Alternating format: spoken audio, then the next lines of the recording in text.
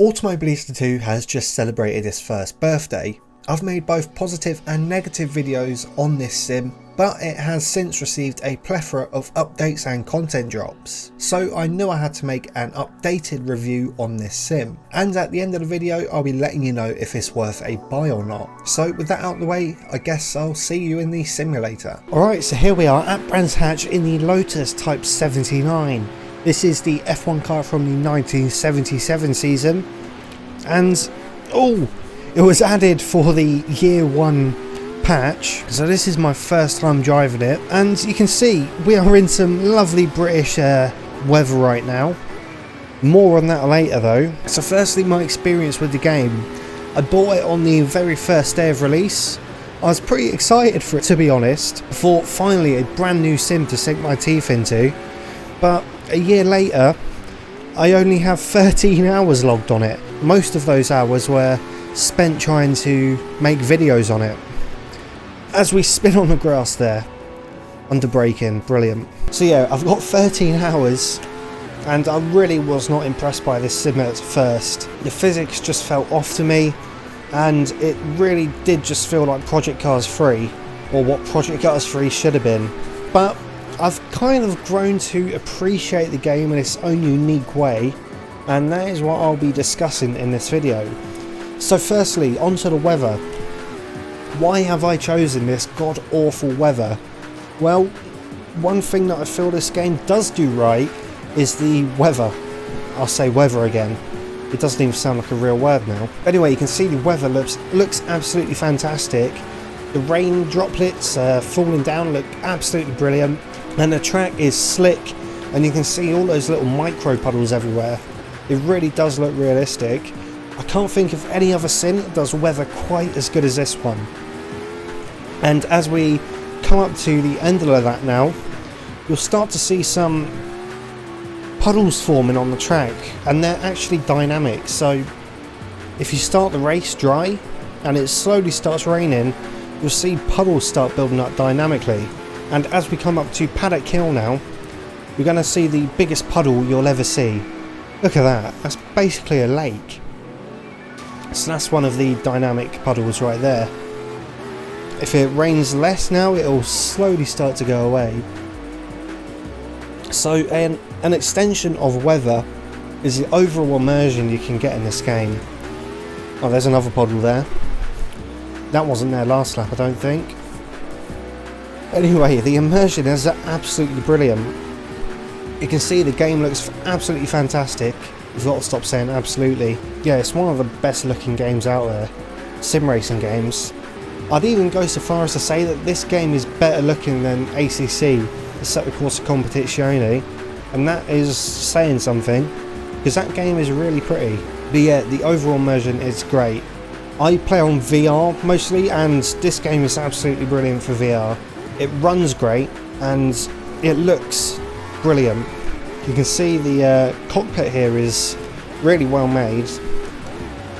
I've definitely seen worse. So yeah, that's a big thumbs up for immersion.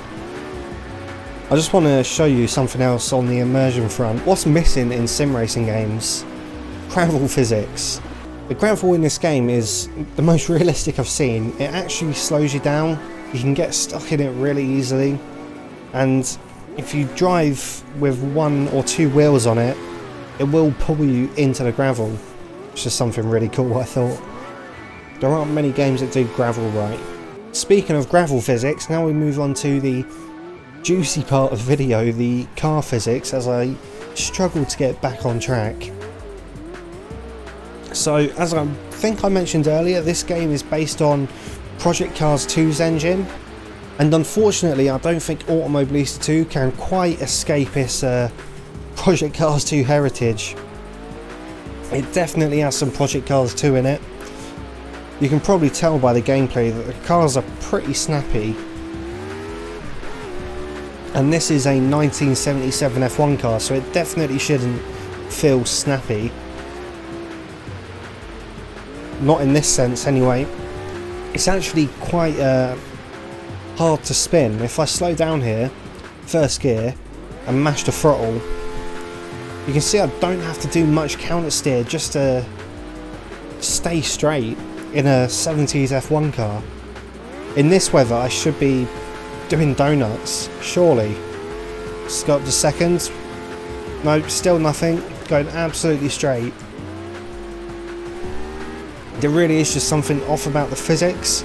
Although it doesn't detract from this being a game, it just isn't a great simulator. And the physics pretty much carry over to every car I've tried. None of them feel particularly realistic. I know from the other videos I've made complaining about the physics that die-hard Automobilista fans will call this realistic, but I have to say, it's not, I'm sorry guys. And I know a lot of other bigger YouTubers will agree with me on that. So physics, thumbs down from me. So onto the DLC. So when this game launched, there wasn't any mention of a DLC system or a season pass. But about a week after it launched, the sneaky developers decided to mention that they would release some of the most popular tracks in sim racing as DLC.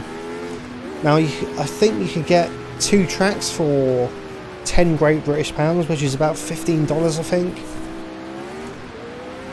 And in my opinion that isn't great value. Now this was a bit of a sneaky move, as like I said I didn't mention it, and this is something that I really slated on the channel. I didn't like that they didn't say anything about DLC before the launch, and then they just sprung it upon us, locking some of the most popular tracks in sim racing such as Silverstone behind a paywall. They have made amends with me, at least a bit, so they have done absolute wonders, dropping free cars left and right. I'm not sure on how many cars I've added, but there are constant updates adding free cars, which is brilliant. I don't think that, once again, there's any sim that releases the amount of cars they have. So yeah, lots of free cars, and the selection of the cars in this game now is actually quite substantial. We've got all the F1 cars from about the 50s to the modern day, which I absolutely love. I've even made a dedicated video on that itself.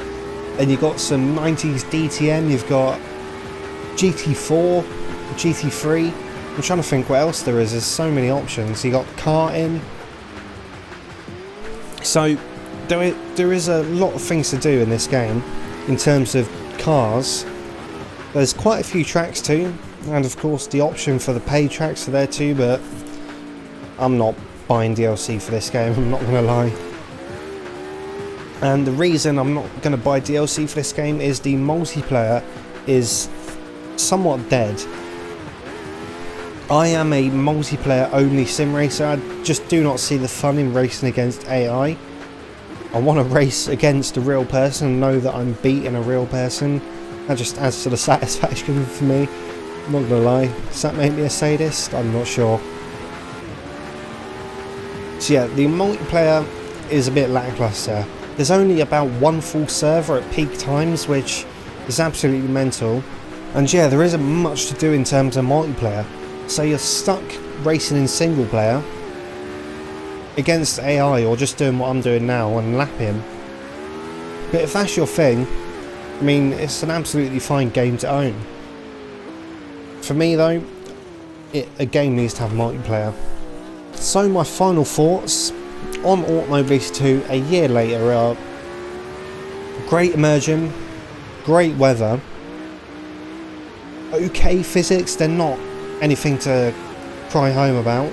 Yeah, if you're into your project cars 2s of the world, physics are okay I guess. But yeah, if you're into your realistic sims such as Assetto Corsa, R Factor, you're probably not going to find this sim that enjoyable in terms of physics.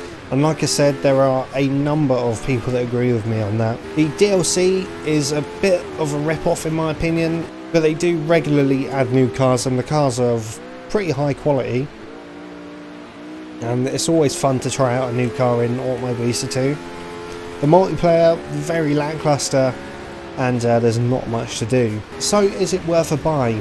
Well, the sim is very immersive, and if you're someone that likes racing on your own against AI, or hot lapping, this is definitely a good sim to pick up. However, if you're looking for a more sandbox experience or a online racing experience, I can't recommend this sim at all. But overall, it's pretty decent. I wish more people played the multiplayer, as I would definitely try and do some more races in this sim, but the physics are pretty frustrating overall. So hopefully all that made sense. I just kind of winged this one. Hopefully it wasn't just a slew of information and it was kind of structured. Anyway, if you enjoyed the video or found it helpful, please hit that like button. If you're new around here, please hit the sub button for more sim racing content, but probably not on Automobilista 2. If you have any thoughts and opinions you want to share about this game or my review on it, feel free to leave them in the comments. Thank you for watching, and I'll see you in the next one.